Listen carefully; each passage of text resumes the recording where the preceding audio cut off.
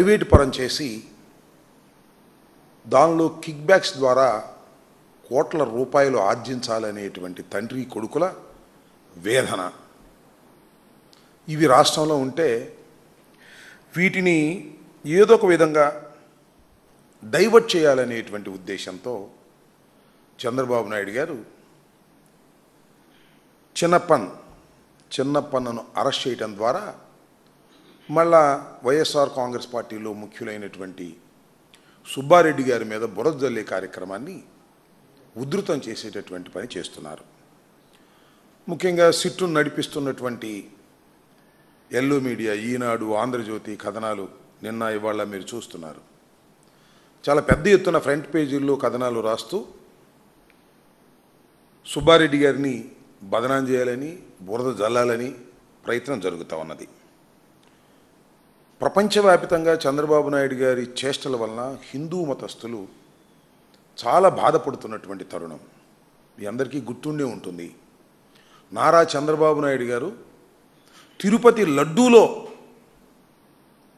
పంది కొవ్వు, పశువు కొవ్వులతో కలిసినటువంటి నెయ్యితో తయారు చేశారనేటువంటి ఒక అసత్యమైనటువంటి ఆరోపణను వేశాడు.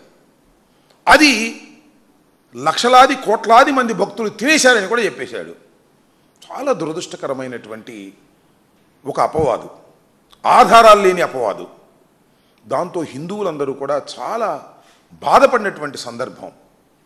దాని మీద సుబ్బారెడ్డి గారు, పార్లమెంటరీ నాయకుడైనటువంటి మా సుబ్బారెడ్డి గారు, మాజీ చైర్మన్ అయినటువంటి టీడీ బోర్డుకు సంబంధించినటువంటి చైర్మన్ అయినటువంటి సుబ్బారెడ్డి గారు ఏకంగా సర్వోన్నత న్యాయస్థానమైనటువంటి సుప్రీంకోర్టును ఆశ్రయించడం జరిగింది.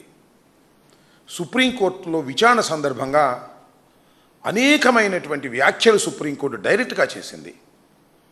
ఆధారాలు లేకోకుండా ప్రసాదంలో, లడ్డూలో కల్తీ కలిసిందని ఎలా చెబుతారు రాష్ట్ర ముఖ్యమంత్రి అనే మాట మాట్లాడారు. అంతేకాదు, అసలు లడ్డూలో వాడినటువంటి నెయ్యిలో కల్తీ ఉందా లేదా తేల్చండి అనే దాని మీద చెప్పారు. అంతేకాదు, అప్పుడున్నటువంటి ఈఓ శ్యామలరావు గారు చాలా స్పష్టంగా చెప్పింది ఏంటంటే, మేము దీన్ని ఎన్డీబీ ల్యాబ్కు పంపించాం, ఎన్డీబీ ల్యాబ్ వారు దీనిలో వనస్పతి అలాంటి కలిసింది అని ఒక సర్టిఫికెట్ చేశారు. దాని కింద డిస్క్లైమర్ కూడా రాశారు, ఇది కొన్ని సందర్భాలలో అవాస్తవం కూడా కావచ్చు, పశువులు తినే మేత మీద, ఆ టైమింగ్స్ మీద ఇది వాస్తవమైన రిపోర్టు కూడా కాకపోవచ్చు అని రాసినటువంటి రిపోర్టుని ఈవో గారు చదివి వినిపిస్తే చంద్రబాబు నాయుడు గారు ఆ నెయ్యి వాడేశారని అని వాళ్ళ దట్ వాజ్ రిటర్న్ బ్యాక్ అని ఈవో గారు చెప్పాడు. ఆ నెయ్యి వాడేసినట్టు, ఆ కల్తీ జరిగిపోయినట్టు చెప్పేటటువంటి ప్రయత్నం చేశాడు చంద్రబాబు నాయుడు గారు కేవలం రాజకీయ కక్షతో. ఈ వాటా చెప్తే చంద్రబాబు నాయుడు గారు ఎలా చెప్తారు? ఎన్డీబీ ఒకటే ల్యాబ్ ఉందా, ఇంకా సెకండ్కి ఎందుకు మీరు పంపలేదు క్రాస్కి అని చెప్పి కూడా సుప్రీంకోర్టు ప్రశ్నించినటువంటి సందర్భాన్ని ఇప్పుడు నేను గుర్తు చేస్తున్నాను. టోటల్గా సుప్రీంకోర్టు ఒకటే చెప్పింది, నెయ్యిలో కల్తీ కలిసిందా లేదా అనేది తేల్చమని చెప్పారు. అది మొత్తం సబ్జెక్టు. ఇవాళ చంద్రబాబు నాయుడు గారు చేస్తుంది ఏంటండి, ఇవాళ బురద జల్లే కార్యక్రమం మళ్ళీ ఇప్పుడు బయటికి తీసుకొచ్చారు డైవర్షన్ కోసం. సుబ్బారెడ్డి గారి మీద ఏదో ఒక విధంగా బురద జల్లాలనేటువంటి ఉద్దేశంతో చిన్నప్పన్న ఈయన సుబ్బారెడ్డి గారి దగ్గర పిఏగా పనిచేశారు. ఎన్ని సంవత్సరాల క్రితం? 8 సంవత్సరాల క్రితం ఆయన పిఏగా పనిచేశాడు. ఆయన్ని పట్టుకొచ్చారు, ఆయన్ని విచారించారు. మే 31వ తారీఖున, ఈ సంవత్సరం మే 31వ తారీఖున ఆయనకి రమ్మని నోటీస్ ఇచ్చారు. జూన్ 6వ తారీఖున వెళ్ళాడు. జూన్ 6వ తారీఖున ఆయన విచారించారు. విచారించిన తర్వాత ఆయన బయటకు వచ్చిన తర్వాత ఒక వీడియో రిలీజ్ చేశారు. ఆ విచారణలో నన్ను బలవంతం చేసి, నన్ను హెరాస్ చేసి, సుబ్బారెడ్డి పేరు, ధర్మారెడ్డి పేరు చెప్పమని సిట్ అధికారులు నన్ను ఇబ్బంది పెట్టారు, నేను చెప్పలేదు అని స్వయంగా ఆ రోజు రిలీజ్ చేశాడు. ఇవాళ కాదు, జూన్ 6వ తారీఖున స్పష్టంగా ఒక వీడియో మీడియాకు రిలీజ్ చేశాడు. మీ అందరూ చూసే ఉంటారు, మీ పత్రికల్లో కూడా వచ్చి ఉంటుంది చాలా చోట్ల. అలాంటి చిన్నప్పని 8 సంవత్సరాల క్రితం పనిచేసినటువంటి చిన్నప్పని ఆ రోజున అరెస్ట్ చేయలే. మన 4 నెలల తర్వాత ఇవాళ అరెస్ట్ చేసి కోర్టులో ప్రొడ్యూస్ చేసి ఇది సుబ్బారెడ్డి గారి మీద బురద జల్లేటటువంటి ప్రయత్నం చేస్తున్నారు. ఇక్కడ నేను కొన్ని వ్యాలిడ్ ప్రశ్నలు చంద్రబాబు నాయుడు గారిని, సిట్టు నడిపిస్తున్న చంద్రబాబు నాయుడు గారిని, ఈనాడుని, ఆంధ్రజ్యోతిని, ఎల్లో మీడియాని, సిట్టును కూడా అడుగుతా ఉన్నా. ఈ చిన్నప్పన్ అనే వ్యక్తి సుబ్బారెడ్డి గారి దగ్గరే పనిచేయలే. ఆయన ఎవరెవరి దగ్గర పనిచేశారంటే ఇప్పుడు మీ వేమిరెడ్డి ప్రభాకర్ రెడ్డి గారి దగ్గర పనిచేశాడు కొంతకాలం. వేమిరెడ్డి ప్రభాకర్ రెడ్డి గారి సతీమణి అయినటువంటి ప్రశాంత్ రెడ్డి గారి దగ్గర కూడా పనిచేశాడు. మరి వాళ్ళ దగ్గర కూడా పిఏగా పనిచేశాడు కదా. వాళ్ళ గురించి ఏం మాట్లాడరే ఈ ఎల్లో మీడియా, లేదు ఈ సిట్టు, ఈ పేపర్లు రాసేవాళ్ళు ఎందుకు మాట్లాడరు? ఓహో, వాళ్ళు ఇప్పుడు మీ పార్టీలో ఉన్నారనా, ఇప్పుడు తెలుగుదేశంలో జాయిన్ అయ్యారనా, తెలుగుదేశంలో బాధ్యత గల పదవుల్లో ఉన్నారనా? అయితే మీ టార్గెట్ ఏంటి? జగన్మోహన్ రెడ్డి గారు, జగన్మోహన్ రెడ్డి గారి పార్టీ, వైఎస్ఆర్ కాంగ్రెస్ పార్టీ. దీన్ని టార్గెట్ చేయాలి. దేనికోసం టార్గెట్ చేయాలి? వెంకటేశ్వర స్వామిని అడ్డం పెట్టుకొని మీరు టార్గెట్ చేయాలి. ఇది ధర్మమేనా నేను అడుగుతా ఉన్నా. ఇదేనా మీరు చేస్తుంది చంద్రబాబు నాయుడు గారు? హిందువుల మనోభావాలు దెబ్బతినవా? ఒక దేవుణ్ణి అడ్డం పెట్టుకొని రాజకీయ కక్షలు చేస్తున్నారు మీరు. సరే, లిక్కర్ని అడ్డం పెట్టుకుని చేస్తున్నారంటే అది వేరే అంశం. ఒక దైవాన్ని, కలియుగ దైవంగా భావిస్తున్నటువంటి వెంకటేశ్వర స్వామిని అడ్డం పెట్టుకొని, వెంకటేశ్వర స్వామి లడ్డూలో కల్తీ కలిసిపోయిందని చెప్పి ఒక దుర్మార్గమైన ప్రచారం చేసి ఇవాళ సుబ్బారెడ్డి గారిని టార్గెట్ చేసేటటువంటి ప్రయత్నం మీరు చేస్తున్నారు. అంతేకాదు, నేను ఇంకో మాట అడుగుతాను సిట్టుని, చంద్రబాబు నాయుడు గారిని, ఎల్లో మీడియాని. ఏమండి, ఈ పర్చేజింగ్ కమిటీ ఉంటుంది కదా, సుబ్బారెడ్డి గారు చైర్మన్గా ఉన్నప్పుడు, వైఎస్ఆర్ కాంగ్రెస్ పార్టీ చైర్మన్గా ఉన్నప్పుడు కూడా ఓ పర్చేజింగ్ కమిటీ ఉంటుంది. ఆ పర్చేజింగ్ కమిటీలో కొలుసు పాతసారథి గారి మెంబరు, ప్రశాంత్ రెడ్డి గారి మెంబరు.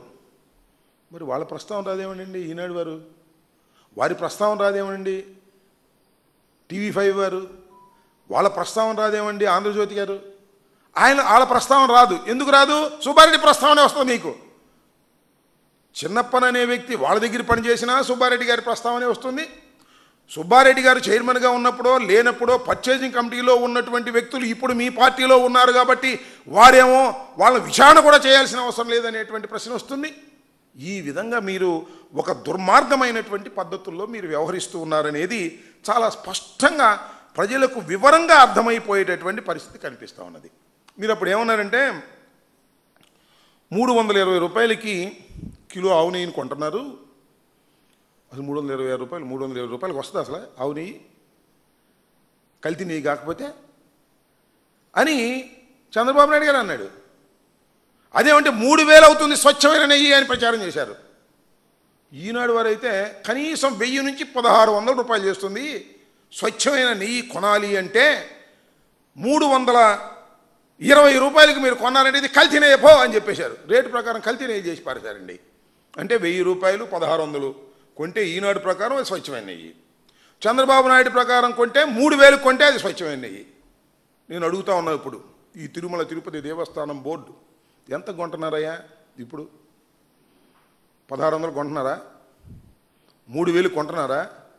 1000 రూపాయలు కొంటున్నారా?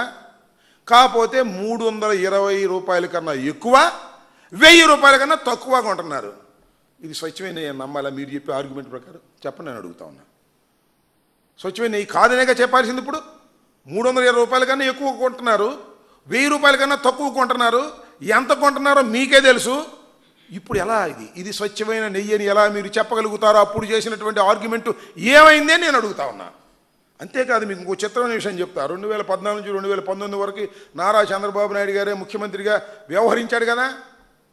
అప్పుడు కొంత ఎంతో తెలుసా? 276. ఎంకిలేంటి చెప్పమని అడుగుతా ఉన్నా. 276 కొంటేనేమో అది స్వచ్ఛమైన నెయ్యి చంద్రబాబు నాయుడు గారు, ఆయన దిగిపోగానే 320 కొంటేనేమో కల్తీ నెయ్యి. దుర్మార్గం, అన్యాయం, జంతువుల కొవ్వు, మాంసం కొవ్వు దానిలో కలిసిందని ఒక అపవిత్రమైన మాటలు మాట్లాడి మొత్తం భ్రష్టు పట్టించేటటువంటి కార్యక్రమం చేసినటువంటి నారా చంద్రబాబు నాయుడు గారు సుప్రీంకోర్టు ఆదేశాలను కూడా ధిక్కరించి కక్షపూరితంగా వ్యవహరిస్తున్నారు. ఇవాళ చాలా స్పష్టంగా ఆ రోజున సుప్రీంకోర్టుకి సుబ్బారెడ్డి గారు వెళ్ళి రిట్ ఫైల్ చేస్తే విచారణ జరిగింది. విచారణ జరిగినప్పుడు చాలా స్పష్టంగా కొన్ని ప్రశ్నలు వేస్తే ఆ కొన్ని ప్రశ్నలకి ఈ రోజు వరకు చంద్రబాబు నాయుడు గారు సమాధానం చెప్పనటువంటి దౌర్భాగ్యమైన పరిస్థితిలో ఉన్నారు. అంటే ఏమిటి? దేవుణ్ణి అడ్డం పెట్టుకొని, వెంకటేశ్వర స్వామిని అడ్డం పెట్టుకొని ఏదో ఒక విధంగా రాజకీయ కక్ష సాధించాలి వైఎస్ఆర్ కాంగ్రెస్ పార్టీ మీద అనేటువంటి ఒక దుర్మార్గమైన ఒక పాపకార్యాన్ని వాళ్ళ నారా చంద్రబాబు నాయుడు గారు చేస్తున్నారు. చిన్నప్పన్న అని ఆయన ఒక పిఏగా పనిచేసి ఆయన పట్టుకుని ఒక కథల్లి ఆయన ఏదో కమిషన్ తీసుకున్నాడని ₹1 పట్టుకుంది లేదు. పట్టుకొచ్చారు, ఆయన్ని ఇబ్బంది పెట్టారు. పేర్లు చెబితే శుభ్రంగా రాజేసుకుందాం అనుకున్నారు. పాపం ఆయన నిజాయితీగా నిలబడి పేర్లు చెప్పలేదు. ఇప్పుడు తీసుకొచ్చి ఏదో తతంగం చేయాలనేటువంటి ప్రయత్నం చేస్తున్నారు. బురద జల్లే కార్యక్రమాలు చేస్తున్నారు. మీ బురద జల్లే కార్యక్రమాలకు భయపడటానికి వైఎస్ఆర్ కాంగ్రెస్ పార్టీ కానీ మేము కానీ సిద్ధంగా లేము. దేవుణ్ణి అడ్డం పెట్టుకొని మీరు చేసేటటువంటి నీచ రాజకీయాలు, కక్ష రాజకీయాలని ప్రతి క్షణం మేము ఎదుర్కోవడానికి సిద్ధంగా ఉన్నామనే విషయాన్ని ఇక్కడ చాలా స్పష్టంగా చెప్పదలుచుకున్నామని కూడా ఈ సందర్భంగా నేను మనవి చేస్తున్నాను. అంతేకాదు, ఇది ఒకటే కాదు, మళ్ళా